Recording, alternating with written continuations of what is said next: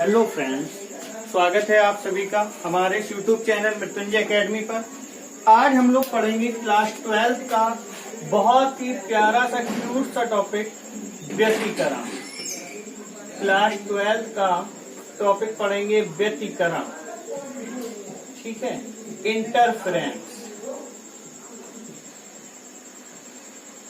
बहुत ही बढ़िया topic interference, class 12 व्यतिकरण।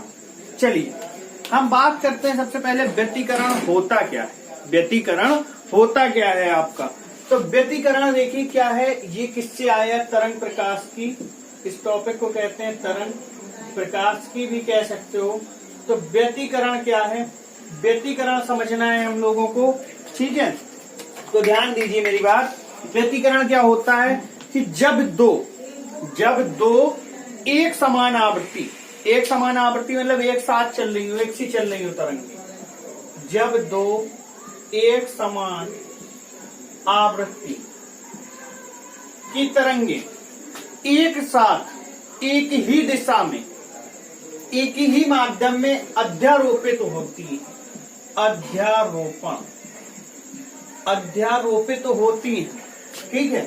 तो क्या होता है, उनके अध्यारोपण से प्राप्त तरंग क्या कहलाती है भाई? अध्यारोपण हुई कैसे?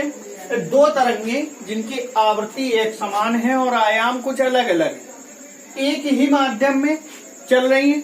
उनके अध्यारोपण से जो तरंग हमें प्राप्त होती है, अध्यारोपण के इस सिद्धांत को हम क्या कहते हैं? व्यतिकरण कहते हैं, ठीक है।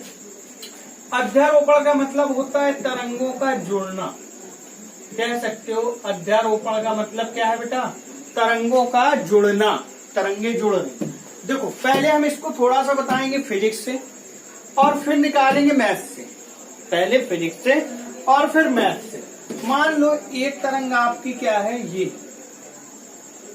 ठीक, ये तरंग इस तरह से चलती है, ये आपको पता है। इसका ये जो पीक पॉइंट है ये आयाम है, कह दो इसको, कह दो आयाम। पीक पॉइंट A1 पहली तरंग है, ठीक। दूसरी तरंग भी इसी तरह से समान आवृत्ति है। आवृत्ति बच्चा लोग क्या होती है? आवृत्ति इनके द्वारा तय की गई दूरी। ये जो दूरी है, जितनी ये चल रही है उतनी ही ये चल रही है। इसको हम लोग कहते हैं समान आवृत्ति। आयाम क्या होता है? इसका आयाम कुछ ज्यादा है, इसका आयाम कह लो कुछ कम है। ये हो गया आयाम A2, ठीक है। आयाम A1, आयाम A2। तो इनके अध्यारोपण से, अध्यारोपण मतलब तरंगों का जुड़ना। अब देखो बेटा, इसमें प्लस है, ये माइनस, क्योंकि ऊपर प्लस होता है नीचे माइनस। यहाँ भी ये प्लस ये माइनस। इनके अध्यारोपण से एक नई तरंग मिली हमको। तो अगर हम सपोज करेंगे, ये मान लो A1 10 है, A2 8 है, और इधर पे A1 कितना है, मान लो ये 8 है, ये 6 है, ठीक। तो देखो 10 और 8 जुड़ेंगे, क्योंकि ये भी प्लस और ये भी प्लस। तो ये वाली जो आयाम थी ये क्या हो जाएगी? बड़ी होगी, यानी 18। फिर यहाँ जो है ये माइनस, ये माइनस, माइनस माइनस जुड़ेंगे तो ये भी बड़े हो जाएंगे, ठीक है। अब कितना हो गया? ये आयाम हम लोगों को जो मिला वो A1 प्लस A2 हो गया। बात इतनी समझ में आई कि नहीं आई? इतनी बात आप लोगों को क्लियर हुई? जब ये बढ़ गया तो इसको हम लोग कहते हैं समपोषी व्यतिकरण। कौन सा? समपोषी व्यतिकरण। और यहाँ पर क्या होता है बेटा? तीव्रता अधिकतम होती, तीव्रता अधिकतम होती। इतनी बात समझ में आई कि नहीं आई आप लोगों? जल्दी से बताइए, क्या था? जब दो समान आवृत्ति और अलग अलग आयामों की दो तरंगे एक दिशा में चलती हैं, संचरित होती हैं, तो उनके अध्यारोपण के सिद्धांत को क्या कहते हैं? व्यतिकरण कहते हैं। एक तरंग थी जिसका आयाम A1 था, एक तरंग थी जिसका आयाम A2 था, कुछ कम था। जब ये दोनों तरंगे अध्यारोपित हुई, यानी मिली, एक साथ मिली, मिलने पे क्या हुआ कि ये कुछ बड़ा हो गया, ये आयाम A, और ये कुछ बड़ा हो गया, ठीक है, क्योंकि प्लस वाला प्लस और माइनस वाला माइनस से जुड़ गया। दूसरी कंडीशन क्या होती है? मान लो एक तरंग ये है, आयाम A1 10 है, इसका A2 आयाम कितना है? 8 है। ये माइनस होता है, ये प्लस, ठीक है। अब दूसरी तरंग जब विनाशी व्यतिकरण घटना में आते हैं, वो इस तरह से चल रही है। तो A1 मान लो इसका कितना है बेटा 8 है और A2 कितना है 6। अब A1 इसका माइनस है, ये प्लस है, इधर ये प्लस है ये माइनस। तो देखो बेटा प्लस वाला जुड़ रहा है माइनस से और माइनस वाला जुड़ रहा है प्लस से। तो जो यहाँ पे हमें परिणामी तरंग मिलेगी वो छोटी मिलेगी। कैसी मिलेगी? तो देखो 10 ये प्लस के 8 माइनस के, तो ये बच्ची कितनी 2, और ये 8 माइनस की 6 प्लस की, तो ये कितनी बच्ची 2। यानी यहाँ परिणामी आयाम क्या होगा A1 माइनस A2। तो यहाँ पे कंडीशन कौन सी बनेगी मेरे भाइयों? विनाशी व्यतिकरण की। और यहाँ पर विनाशी व्यतिकरण होगा तो तीव्रता बेटा कैसी हो जाएगी? न्यूनतम हो जाएगी। तो इतनी बात समझ में आई कि नहीं आई? कि देखो जहां पर इन तरंगों में दो घटनाएं बनती हैं, एक संपोषी व्यतिकरण की और एक विनाशी व्यतिकरण की। जहां पर तीव्रताएं, तरंगों की तीव्रताएं अधिकतम होती हैं वहां संपोषी व्यतिकरण होता है, जहां तीव्रता न्यूनतम होती है वहां विनाशी व्यतिकरण होता है। विनाशी व्यतिकरण। अब ये तो हमने निकाल लिया, अब इसी को हम मैथमेटिकल ढंग से करेंगे। ये फिजिक्स के ढंग से था, मैथमेटिकल ढंग से चलेंगे। तो मैथमेटिकल ढंग से मान लो कि जो पहली तरंग है उसका समीकरण y1 बराबर a sin ओमेगा टी कितना है? a1 sin omega T. और जो दूसरा समीकरण है वो a2 sin omega t plus 5। अब बेटा देखो ये ओमेगा टी क्या होता है? इसको हम लोग कहते हैं कला या फेस या कोण, सीधे कह सकते हो आप कोण। साइन के आगे जो कुछ भी लगा दें, साइन के आगे जो भी लगा दें वो क्या है? कोण है, कला है। तो यहाँ पर ये ओमेगा टी प्लस 5 भी क्या होगा? ये भी कला होगा, फेस होगा और कोण होगा। ठीक है, ये भी क्या होगा? कला होगा, फेस होगा और कोण होगा। ये भी कला है, फेस है और कोण है। बात समझ में आई इतनी? अब ये आपके मन में खटक रहा होगा कि हमने ये वाला समीकरण लिख कैसे दिया साइन ओमेगा टी। तो आप देखो ये समीकरण इससे लिखा तरंग का, और यही समीकरण हमारा बेटा किसका होता है? साइन का, साइन का, साइन थीटा का। ठीक है, मैथ वाले बच्चे भली भांति समझ रहे होंगे ये समीकरण साइन थीटा का होता है। बायो वाले थोड़ा सा कंफ्यूज होंगे, फिलहाल याद रख लो। तो इसलिए ये साइन के टर्म्स। अब परिणामी तरंग निकालेंगे। तो परिणामी तरंग का आयाम, परिणामी तरंग कहाँ से निकालेंगे बेटा? इनका क्या हुआ? अध्यारोपण हुआ था तरंगों का, तो कह देंगे अध्यारोपण के सिद्धांत से। किससे? अध्यारोपण के सिद्धांत से। तो अध्यारोपण का सिद्धांत क्या होता है मेरे भाइयों? जोड़ा जाता है जोड़ के नियम से। y1 प्लस y2 दोनों को क्या किया? जोड़ दिया, तो y1 प्लस y2 बन गया। अब देखिए y1 कितना है हमारा? a1 sine omega t, y2 कितना है? a2 sine omega t plus 5। ये बेटा हो गया a1 sine omega t plus a2 sine. Formula है साइन a प्लस बी, आप लोगों ने पढ़ा है। Sine a plus B is equal to sine A cos B plus cos A sine B, ये फॉर्मूला होता है। तो sine omega t cos 5 plus cos omega t sine 5। अब देखिए ये हो गया a1 sine omega t plus a2 sine omega t cos 5 plus a2 cos omega t sine 5। ये किसके इक्वल? y के। अब देखो इसमें और इसमें कुछ कॉमन दिख रहा है, साइन ओमेगा टी। तो आप लिख दो साइन ओमेगा टी हमने कॉमन ले लिया, a1 plus a2 cos 5 sine omega t, a2 cos omega t sine 5। कुछ समीकरण नहीं दिख रहा है, कोई तरंग नहीं दिख रही है, क्या परिणामी तरंग बनी कुछ नहीं पता चल रहा है हम लोगों को। समझ रहे हो बात? कुछ भी पता नहीं यहाँ पे चल रहा है कौन सी परिणामी तरंग निकलेगी। तो देखो उसको उस रूप में लाने को थोड़ा सा दिमाग लगाओ, थोड़ा सा याद रखो। ठीक, थोड़ा सा यहाँ याद रखो। ये जो लिखा है a1 प्लस a2 cos 5, कह दो बेटा r साइन थीटा है।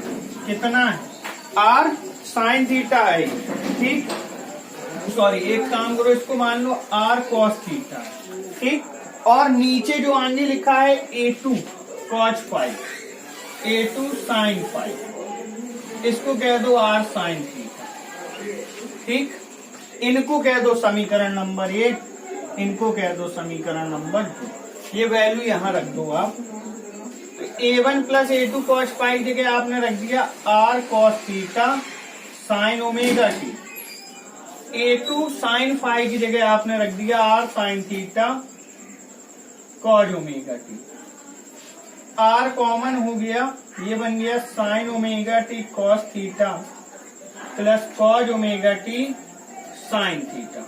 तो देखो बेटा फिर से वही फॉर्मूला बन गया, sin A cos B plus cos A sin B, sin A plus B।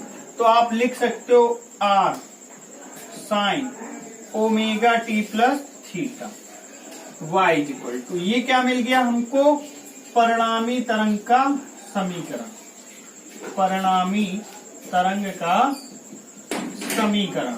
ठीक है, इसको हम लोग कह देंगे परिणामी तरंग का समीकरण।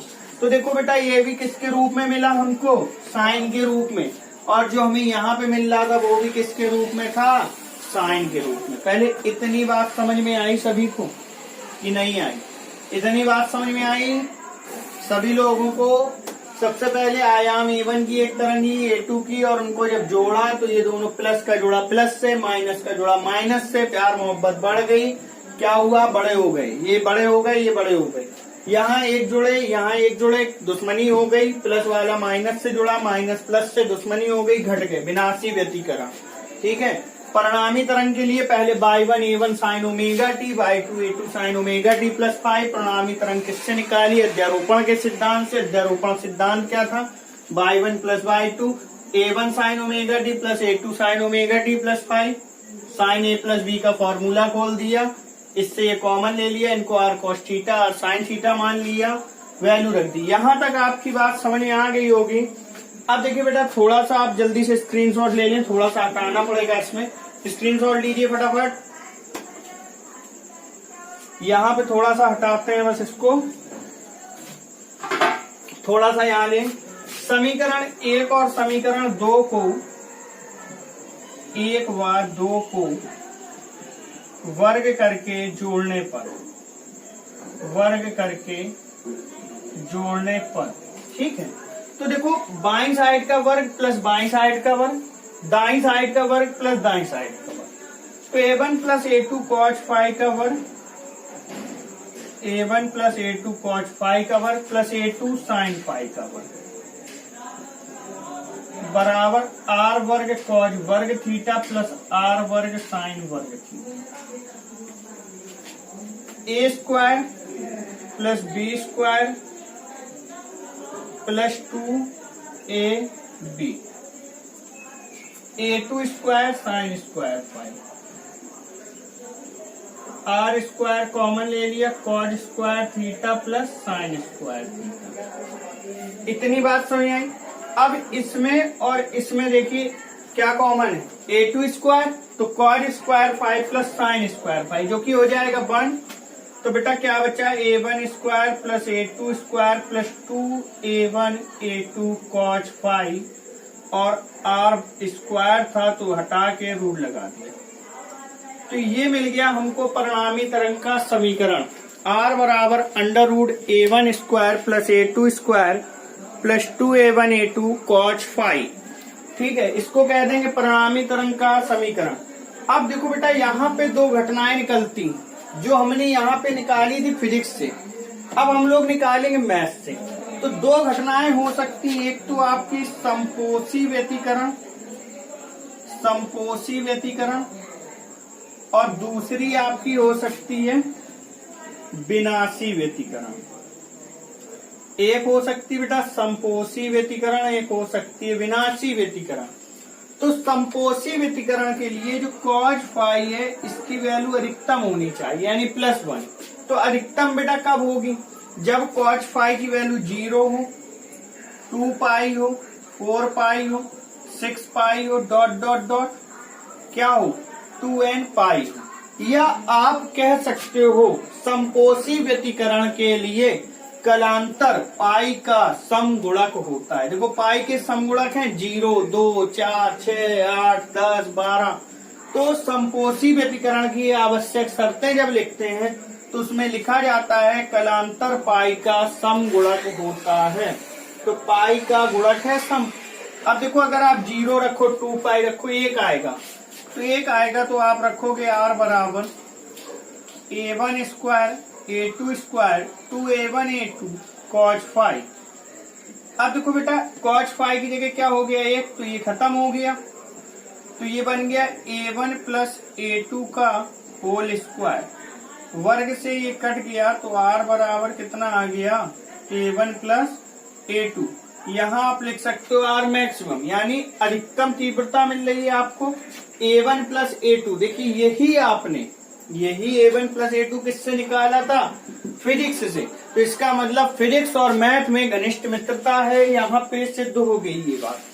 अब विनाशी व्यतिकरण क्या होगा बच्चा लोगों, कॉस फाई का मान जो होगा कलांतर होगा वो -1 होगा, न्यूनतम तीव्रता। तो जब 1 होगा तो pi, 3 pi, 5 pi, 7 pi dot dot dot 2n minus 1 pi या 2n प्लस 1 पाई। देखो अगर आप 2n माइनस 1 पाई रखोगे तो n का मान 1 से चलेगा, ठीक है। और अगर आप क्या रखोगे 2n प्लस 1 पाई तो n का मान 0 से चलेगा। कोई भी ले लो। तो r इज इक्वल टू अब क्या बनेगा a1 square plus a2 square minus 2a1 a2 cos phi minus 1 था। तो ये हो गया a1 माइनस a2 का होल स्क्वायर, ये कैंसिल। तो r इज इक्वल टू बेटा क्या मिला a1 माइनस a2। यहाँ पे आप लिख सकते हो r मिनिमम। तो बताइए पहले इतनी बात समझ में आई आप लोगों को, क्लियर हुआ। ये था आपका व्यतिकरण और व्यतिकरण का समीकरण। अभी इतना नोट करिए पहले, फिर आपको इसके आगे और भी बताते हैं। जल्दी से स्क्रीनशॉट ले लें फटाफट। अब सुने मेरे भाई, अभी आपने पढ़ा परिणामी तरंग का समीकरण निकाला। अब हम लोग पढ़ेंगे कलांतर और पथांतर। कलांतर क्या होता है, सबसे पहले तो कलांतर इसको फाई कहते हैं। क्या कहते हैं, फाई कहते हैं कलांतर को। क्या बोलोगे, फेस डिफरेंस, फाई, ठीक। यानी कला में अंतर। जैसे यहाँ कला है ओमेगा टी, यहाँ कितनी कला है ओमेगा टी, यहाँ कला बेटा क्या है ओमेगा टी प्लस फाई। तो ओमेगा टी ने तो बराबरी कर ली, एक्स्ट्रा क्या बचा फाई। तो कलांतर इन दोनों तरंगों का क्या होगा मेरे भाई, फाई होगा, ठीक। अब देखिए आपकी बात है, जब आपकी समपोषी और विनाशी व्यतिकरण की कंडीशन होंगी तो जैसे phi equal to 2n pi और phi equal to 2n minus 1 pi. यहाँ अगर n इक्वल टू हम कहते हैं बेटा 0 है, 1 है, 2 है, 3 है, डॉट डॉट डॉट। तो फाई कितना मिलेगा 0, 2 पाई, 4 पाई, 6 पाई डॉट डॉट डॉट। यही तो हमको पाई मिलेगा। और यहाँ पर अगर हम फाई निकालें n कितना रखेंगे 1, 2, 3, 4। अगर आप 0 से रखना चाहते हो तो यहाँ 2n प्लस 1 पाई ले लेना, कोई दिक्कत नहीं है। फाई तो देखो पाई n 1 रखा तो पाई, 3 पाई, 5 पाई, इसी तरह 7 पाई डॉट डॉट डॉट। तो यहाँ आप कह सकते हो कलांतर पाई का समगुणक होता है और यहाँ पर कलांतर पाई का विषमगुणज होता है, ठीक है। अब ये कौन सी घटना बन गई जहाँ समगुणज होता है, समपोषी व्यतिकरण की, समपोषी व्यतिकरण की। और यहाँ पर क्या होगा आपका भाई, तीव्रता अधिकतम होगी, ठीक है। और ये घटना आपकी बन गई विनाशी व्यतिकरण की, विनाशी व्यतिकरण। और यहाँ पर क्या होगा, तीव्रता आपकी न्यूनतम होगी, ठीक है। इतनी बात आप लोगों को समझ में आई, समपोषी व्यतिकरण, तीव्रता अधिकतम। अब हम इसको दिखाएंगे प्रूव करके, क्या कलांतर ये होता है 0 डिग्री। अब देखो पहली तरंग आपकी a1 साइन ओमेगा टी और दूसरी तरंग भी a1 साइन ओमेगा टी। एक तरंग आपकी ये और दूसरी तरंग आपकी वो भी ये। तो जहां से ये चली वहीं से ये चली, ठीक। जहां से ये तरंग चली वहीं से ये तरंग चली। जहां से ये तरंग चली थी वहीं से ये तरंग चली, इनके बीच कलांतर कुछ होगा? कलांतर कुछ होगा भाई? नहीं होगा। क्या होगा? 0 डिग्री का होगा। कितना होगा? 0 डिग्री। अब यहाँ पर हमें लाना कलांतर 2 पाई। मान लो एक तरंग हमारी चली इस तरह से, ठीक, दूसरी तरंग हमारी क्या है? 2 पाई। कलांतर मतलब जितना वो पहले चल चुकी है, इस तरह से चली, ठीक। पहली तरंग चली ये और दूसरी तरंग चली ये, तो इनका कलांतर क्या होगा मेरे भाई? अब देखो ये जो जितना एक्स्ट्रा कोण चल चुकी है, कितना चल चुकी है आप सभी जानते हो, 2 पाई होता है।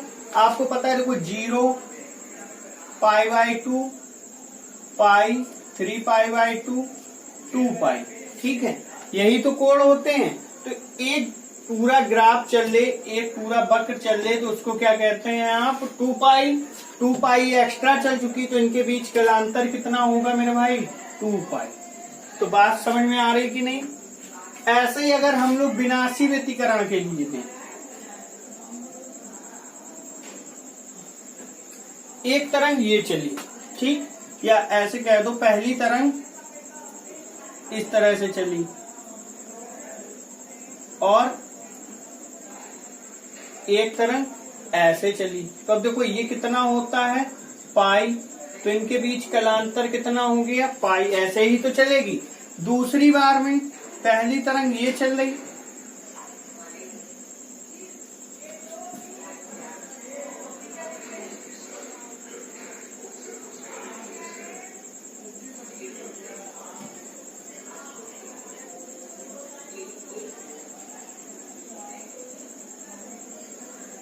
ये, तो अब देखो कितना? पाई पाई पाई, यानी ये कितना चल चुकी है ऑलरेडी? 3 पाई, और ये 2 पाई है। तो 2 पाई तो समान चली, 3 पाई एक्स्ट्रा चल रही, तो ये क्या हो गया इनमें? कलांतर। तो बात समझ में आई? कलांतर क्या होता है? कला में अंतर, यानी कोण में अंतर, कितना एक्स्ट्रा चल रही। फिर बात आती है आपकी पथांतर की। इसकी बेटा पथांतर। पथांतर क्या होता है? पथांतर और कलांतर में एक संबंध, फिर पथांतर पहले। तो देखो कोण में जो अंतर होता है उसे कलांतर, और तय किए गए रास्ते में अंतर को, मान लो एक बिंदु ये है बी और एक बिंदु यहाँ कोई सी, तो ए से बी गए तो कितना रास्ता तय किया? A B. फिर सी से बी गए तो कितना रास्ता तय किया? C B. और इनका जो अंतर है रास्तों का वो क्या कहलाएगा?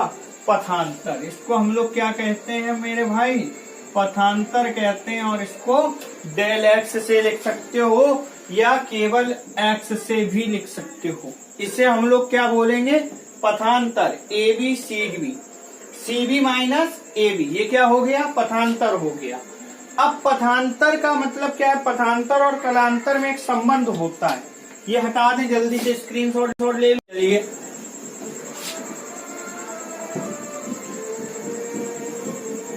अब देखो भाई पथांतर, पथांतर बराबर होता है 2 पाई/लैम्डा, 2 पाई/लैम्डा इंटू कलांतर, ठीक है। पथांतर is equal to 2 pi lambda into कलांतर। अब जैसे मान लो हमें पथांतर निकालना है, पथांतर क्या होता है? समपोषी व्यतिकरण के लिए, तो 2 पाई/लैम्डा यहाँ लिख दे रहे हैं समपोषी के लिए। कलांतर देखिए क्या चलता है? इंटू 2n पाई, है ना। कलांतर क्या होता है मेरे भाई? उल्टा लिख दिया हमने। कलांतर बराबर फॉर्मूला होता है 2 पाई/लैम्डा इंटू पथांतर। कोई बात नहीं। तो कलांतर कितना है समपोषी के लिए? 2n पाई और 2 पाई/लैम्डा इंटू पथांतर डेल्टा एक्स। 2 पाई से 2 पाई कट गए, डेल एक्स कितना आ गया? n लैम्डा, ठीक है। ये पथांतर होता है किसके लिए? समपोषी व्यतिकरण के लिए, ठीक है। समपोषी व्यतिकरण के लिए पथांतर पूछा जाएगा तो क्या कहोगे बेटा? n lambda. इसकी जरूरत पड़ेगी आपको, अभी आएंगे। फिर अगर हम कहते हैं विनाशी व्यतिकरण है, विनाशी व्यतिकरण के लिए तो आप लोग क्या कहते हैं? विनाशी व्यतिकरण के लिए कलांतर जो होता है वो 2n-1 pi is equal to 2 pi lambda into del x. तो देखो पाई से पाई कट गया, तो डेल एक्स बराबर 2n-1 लैम्डा/2 ये क्या होता है, विनाशी व्यतिकरण के लिए पथांतर। ठीक है, तो ये संपोषी व्यतिकरण के लिए पथांतर और ये विनाशी व्यतिकरण। अगर आपको इतना नहीं याद रह पा रहा है तो आपको एक बहुत बढ़िया ट्रिक बताते हैं, प्यारी सी एकदम, उसको आप याद रखिए, कभी नहीं भूलेंगे। पथांतर जब निकालते हैं तो कलांतर में पाई की जगह लैम्डा कर दो, पाई की जगह क्या कर दो, लैम्डा कर दो। और दूसरी बात 2 का भाग लगा दो, 2 का भाग लगा दो और नोट कर दो। अब देखो फाई इक्वल टू 2n पाई है, पाई की जगह क्या कर दो, लैम्डा, और 2 का भाग कर दो, तो कितना बचेगा बेटा पथांतर, n लैम्डा। यही तो निकाला था।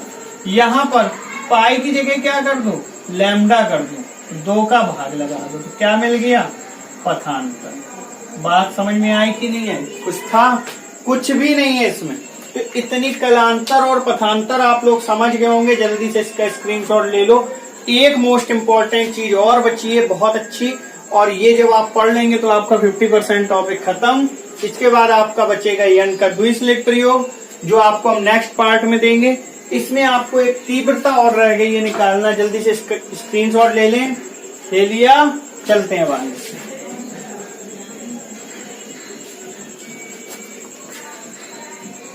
अब देखो बेटा क्या होता है, एक आपका होता है तीव्रता जो होती है वो आयाम के स्क्वायर के अनुक्रमानुपाती होती है। तीव्रता इज अनुक्रमानुपाती है, तीव्रता directly proportional to amplitude square. Intensity इसको बोलते हैं इंटेंसिटी, और directly proportional to amplitude square, या ऐसे हम कह सकते हैं आई अनुक्रमानुपाती ए स्क्वायर। या जब भी कोई नियतांक हटाते हैं तो कुछ ना कुछ बेटा क्या लगा देते हैं उसकी जगह, अनुक्रमानुपाती हटता है तो कोई ना कोई नियतांक आ जाता है। ठीक है, जब भी अनुक्रमानुपाती हटाओगे तो कोई ना कोई नियतांक मिलेगा। वो नियतांक क्या है, यहाँ पर के है। इसी प्रकार से अगर 2 तरंगे हैं हमारे पास तो y1 बराबर, तो इसके लिए I1 क्या होगा, k(a1) स्क्वायर, और दूसरी तरंग के लिए क्या होगा, k2 स्क्वायर, और तीसरी तरंग आपने परिणामी तरंग निकाली थी y equal to r sine omega t plus theta. तो इसके लिए क्या लिखेंगे आप, I equal to k(r) square यहाँ पे। ठीक है, इतनी बात आपको समझ में आई होगी। अब देखिए, आपने I1, I2, I की वैल्यू निकाल ली। अगर हम आपसे कहें बेटा रूट I1 कितना होगा, तो रूट दोनों साइड करेंगे आप, तो के अंदर रह जाएंगे A1 रूट के, ये किसकी वैल्यू, रूट I1। ऐसे ही रूट I2 बराबर रूट के A2 स्क्वायर, तो A2 अंडर रूट के, और यहाँ पर रूट I बराबर अंडर रूट के R स्क्वायर, तो R अंडर रूट के रूट I बराबर। ठीक है, इस तरह से हमने तीनों की वैल्यू निकाल ली आपकी।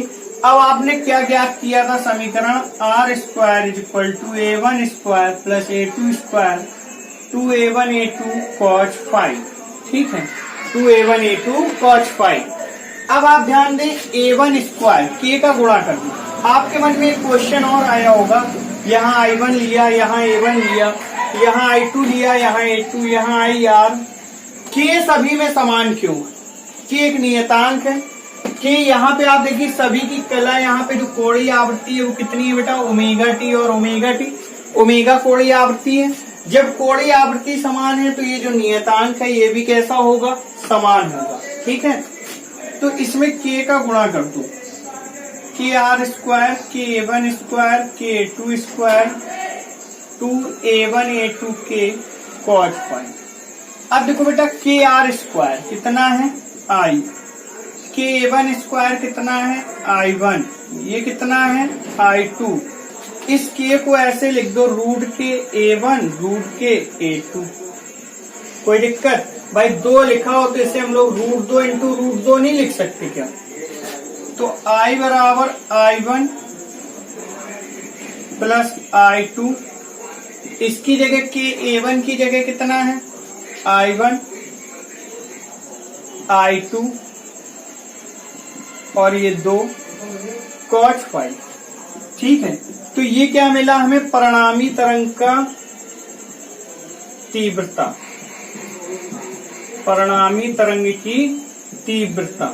ठीक है, अब आप यहाँ देखें, अगर ये संपोषी व्यतिकरण और विनाशी व्यतिकरण की कंडीशन फॉलो कराते हैं, एक बार संपोषी और एक बार विनाशी, तो संपोषी के लिए cos फाइव इक्वल टू बेटा वही +1 होगा और विनाशी के लिए cos फाइव इक्वल टू -1 होगा।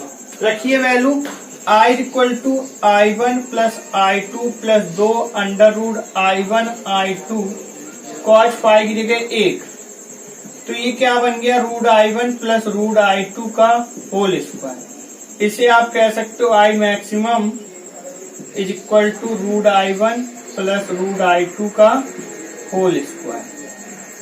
ठीक है, और यहाँ पर ये माइनस है तो I is equal to I1 minus plus I2 minus 2 √I1।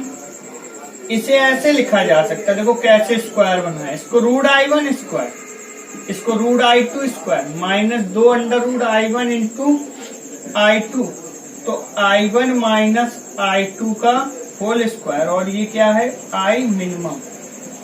तो ये अधिकतम और न्यूनतम तीव्रताएं भी हमको ज्ञात हो गई। तो यहाँ पर आप इतना आज पढ़िए, कॉपी पेन लेके इसको सब नोट कर लीजिए, पहले एक बार वीडियो देखिए, उसके बाद सारा नोट कर लीजिए, फिर पढ़िए, आपको सब कुछ समझ में आएगा। बहुत इंपॉर्टेंट टॉपिक था, जो भी आपका 50% खत्म हो चुका है, अब जो 50% आपका रह गया है वो नेक्स्ट क्लास में आपको कंप्लीट करा देंगे। चलिए आज के लिए इतना ही काफी है। अगर अच्छा लगे तो लाइक शेयर और सब्सक्राइब जरूर करें। मेरे प्यारे बच्चों, आप लोगों के इस प्यार से ही हमें मन लगता है और हमें यहाँ कुछ नहीं मिल रहा। अगर आप सब्सक्राइब करते रहेंगे, हौसला बढ़ाते रहेंगे, तो हम भी मन से पढ़ाते रहेंगे। चलिए आज के लिए इतना काफी, थैंक यू।